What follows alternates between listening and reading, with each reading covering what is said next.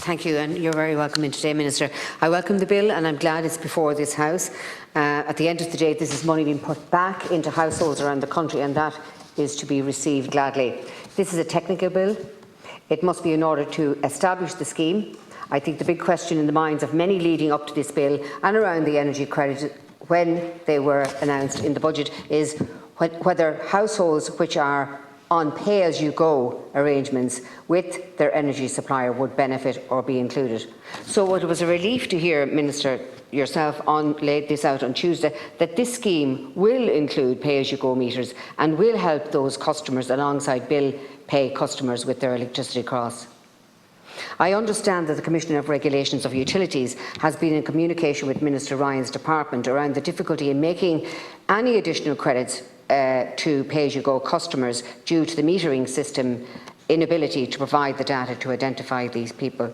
I wonder if the Minister can advise the House as to whether that particular issue has been resolved, and if so, what mechanism will pay-as-you-go energy consumers receive monies under this scheme.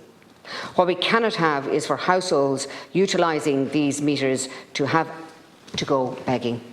We cannot have it that the onus is on them to go and ask for credits when the meter is running out.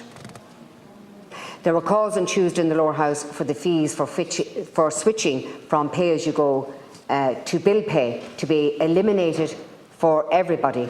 Minister Smith, you said actually that it is free for people to change from what are sometimes known as hardship meters to bill pay options.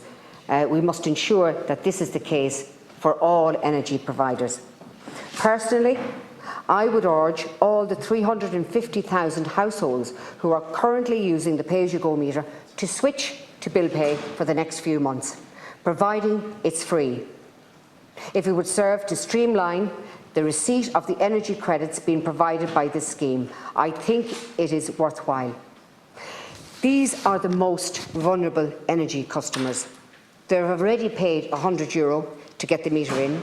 They pay more for their rate of electricity than bill pay. They're paying, for bill pay you pay 43.27 per kilowatt, cent per kilowatt, and for pay-as-you-go meter you're paying 46.23. So we're hitting the pay-as-you-go customers all of the time. So getting these payments to the pay-as-you-go customers is absolutely crucial, Minister.